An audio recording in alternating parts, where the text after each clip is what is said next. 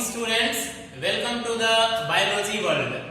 पिछले क्लास में हम लोगों ने डिफ्यूजन और ऑस्मोसिस को देखा था। आपको याद होगा, डिफ्यूजन और ऑस्मोसिस को देखा था।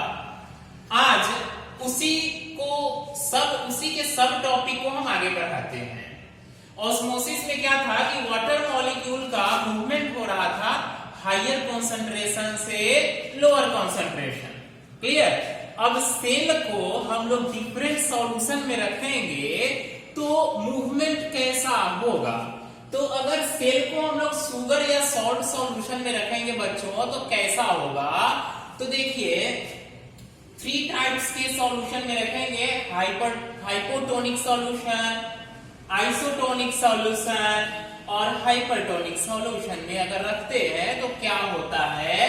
तो अगर हम लोग हाइपोटोनिक सॉल्यूशन में रखते हैं तो medium surrounding the cell has higher water concentration than cell. नहीं समझ में आई? अब देखिए कि अगर हम लोग सेल को किसी मीडियम में रखते हैं तो कंसंट्रेशन क्या होगा, हायर कंसंट्रेशन से लोअर कंसंट्रेशन में जाएगा। एक एग्जांपल के थ्रू इसको समझते हैं। एक आप लोग ग्राम सीड लीजिए, चने का सीड लीजिए, सूखा हुआ, बात समझ में आ रही है। चने का सीड लीजिए। अब यहां देखिएगा, गौर कीजिए यहां। अब बच्चों चने का सीड हम लोग एक ग्लास में रखते हैं। क्लियर? एक हम लोग ग्लास ले लिए और उस ग्लास में हम लोगों ने पानी लिया, वाटर। क्या लिया बच्चों? एक ग्लास लिया, उस ग्लास में मैंने पानी लिया और उस पानी में मैंने चना का सीड रखा, सूखे हुए चने का सीड रखा। या घर में मम्मी लोग रात में क्या करती हैं कि सुबह में कुछ पकाना रहता है चने का, तो फूलने के लिए रख देती है ना रात में बर्तन में। क्लियर? तो वही चना हम लोग यहाँ रखेंगे। इस चने को, सूखे हुए चने को अगर हम लोग यहाँ रख दिए तो बच्चों क्या हो जाता है कि जब चना को पानी में रखा जाता है तो रात भर में चना फूल जाती है ना, फूलती है ना।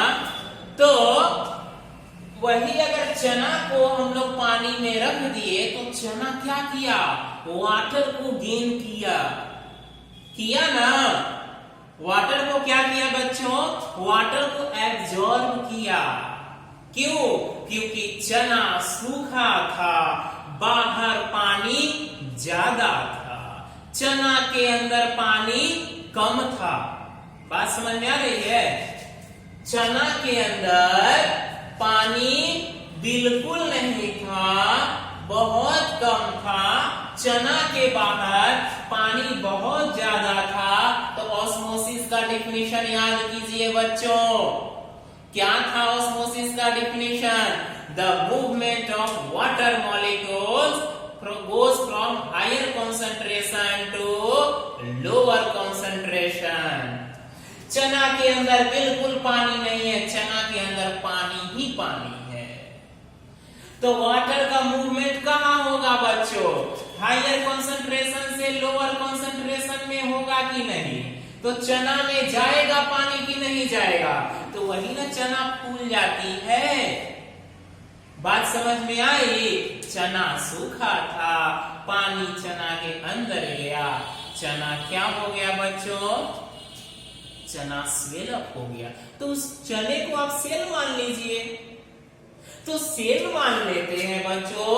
तो सेल के अंदर वाटर का कॉन्सेंट्रेशन क्या है? बहुत लो है। बाहर मीडियम में वाटर का कॉन्सेंट्रेशन बहुत हाई है। तो वाटर कहां जाएगा बच्चों? उस सेल के अंदर जाएगा ना। उसी प्रोसेस को हम लोग हाइपोटोनिक सॉल्यूशन कहते हैं। इस प्रोसेस को क्या कहते हैं? हाइपोटोनिक सॉल्यूशन कहते हैं। तो अब रिजल्ट क्या आएगा? कुछ ना कुछ तो रिजल्ट आना चाहिए। तो cell will gain water and likely to swell up. Result क्या आया? सेल ने वाटर गेन किया और स्वेल अप हो गया। चना क्या था, चना वाटर गेन किया और फूल गया था कि नहीं, फूल गया था। तो हाइपोटोनिक सॉल्यूशन में क्या होंगे बच्चों, सेल वाटर गेन करेगा, सेल वाटर गेन करेगा और सेल क्या हो जाएगा, स्वेल अप हो जाएंगे। क्लियर। अब बच्चों दूसरा है isotonic solution. I found my duster. Clear. तो दूसरा है isotonic solution. 1 second my children,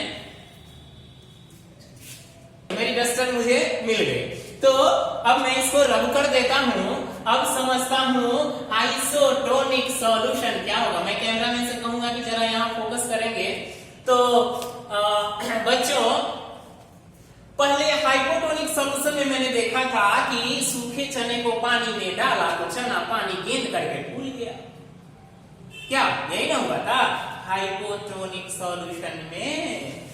अब फिर से बच्चों हम एक ग्लास वाटर लेते हैं, क्या लेते हैं बच्चों, वाटर लेते हैं। This is the water, water ले लिए ना।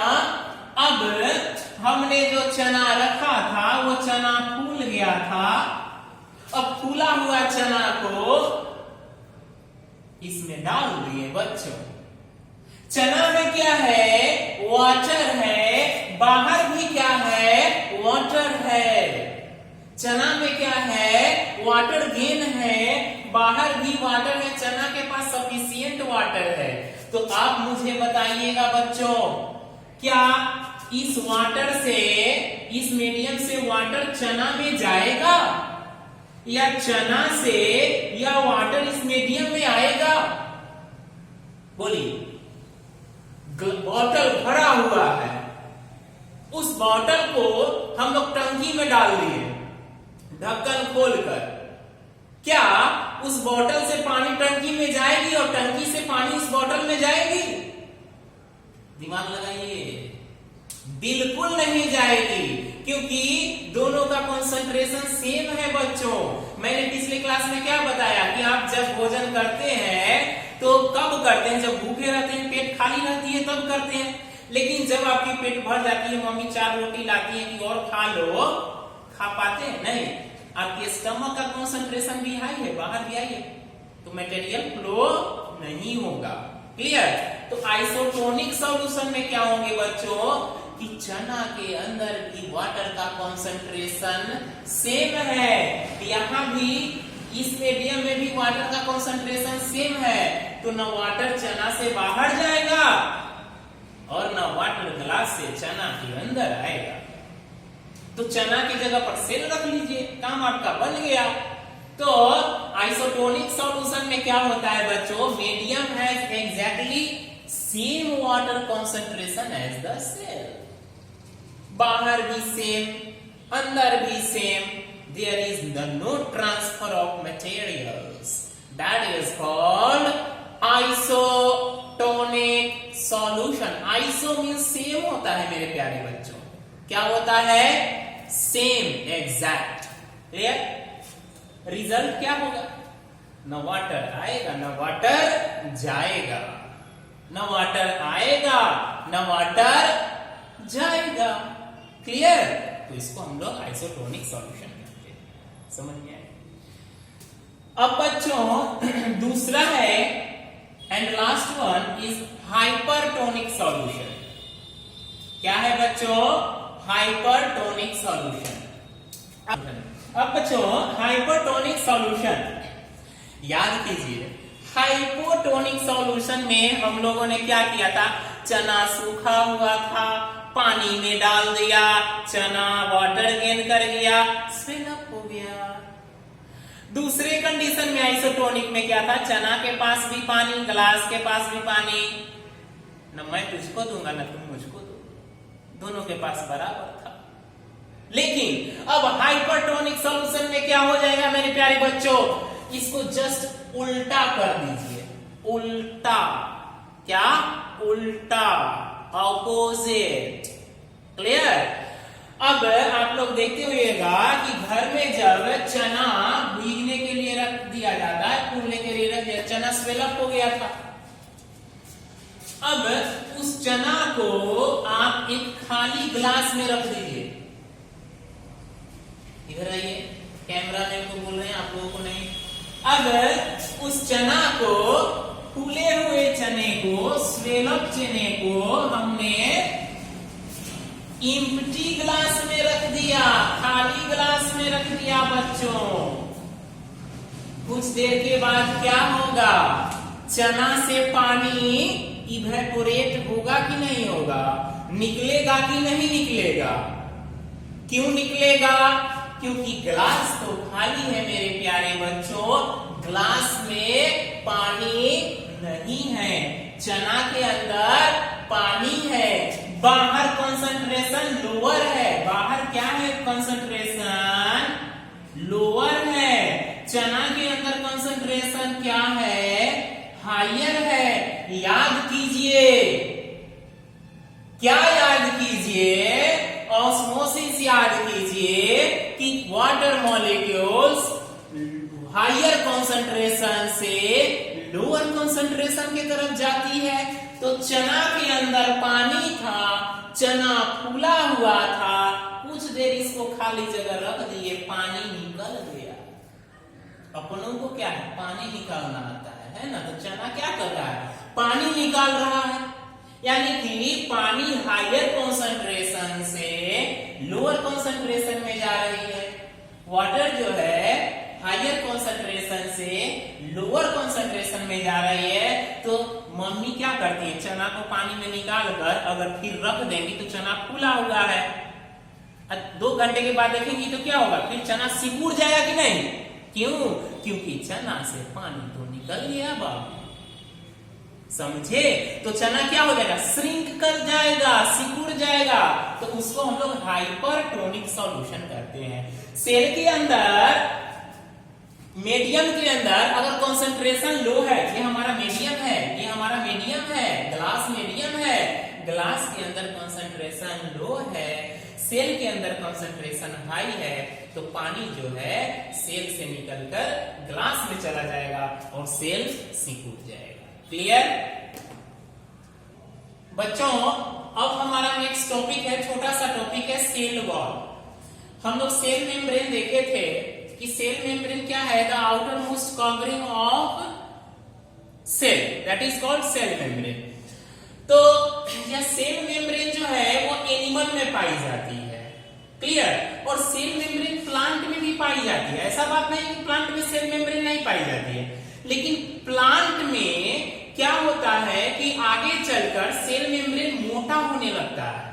सेल मेम्ब्रेन क्या हो जाता है बच्चों? मोटा हो जाता है, जिसको हम लोग सेल मेम्ब्रेन ना कहकर सेल वॉल कहते हैं। मेरे प्यारे बच्चों, प्लांट में सेल वॉल क्यों पाई जाती है? आपने कभी देखा है कि गर्मी में प्लांट छाता लगाकर खड़ा हो? नहीं ना। आपने कभी देखा है कि ठंड में प्लांट स्वेटर पहन के खड़ा हो? नहीं ना। आपने कभी देखा है कि बारिश में प्लांट रेनकोट पहना हो? नहीं ना। सारे सिचुएशन में प्लांट सेम का सेम ही खड़ा रहता है, चाहे गर्मी हो, ठंडा हो, बारिश हो। तो उसके प्रोटेक्शन के लिए कुछ चाहिए कि नहीं चाहिए?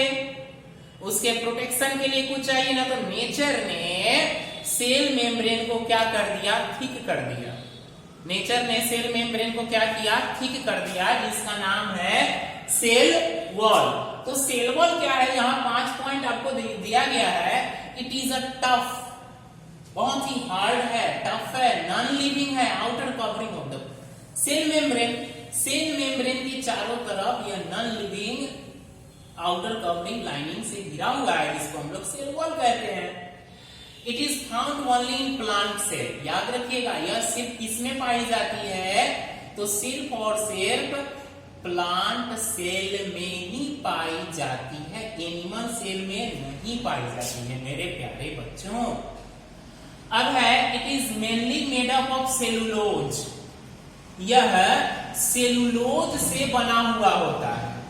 अब आपका यह आंसर हुआ कि सेलुलोज, तो सेलुलोज एक कॉम्प्लेक्स सब्सटेंसेज होता है जो प्लांट को कॉम्प्रेक्सिबिलिटी, टर्जिडिटी प्रोवाइड करता है, यानी कि हार्डनेस प्रोवाइड करता है। आप देखते हैं ना, मई महीने में, अभी मई चल रही है, तो मई महीने सुबह 6 बजे से लेकर शाम 6 बजे तक धूप रहती है। आपको अगर 6 मिनट के लिए मई के महीने में धूप में खड़ा कर दिया जाए तो फेंट होकर गिर जाइएगा।